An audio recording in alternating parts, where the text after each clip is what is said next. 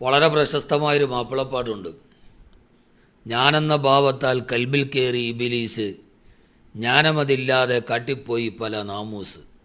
വളരെ അർത്ഥവത്താണ് വരികൾ. അറിയാതെ നമ്മൾ തെറ്റുകൾ ജീവിതത്തിൽ സംഭവിച്ചു പോകും.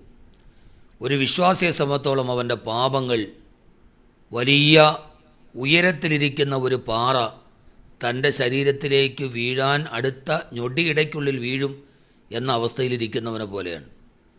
പക്ഷേ അവിശ്വാസിയെ സംബന്ധിച്ചോളം അവൻ്റെ പാപം അവൻ്റെ മൂക്കിൽ വന്നിരുന്ന ഈച്ചയെ പോലെയാണ്. അട്ടിയോടിക്കുന്നു, വീണ്ടും വരുന്നു, അട്ടിയോടിക്കുന്നു, വീണ്ടും വരുന്നു.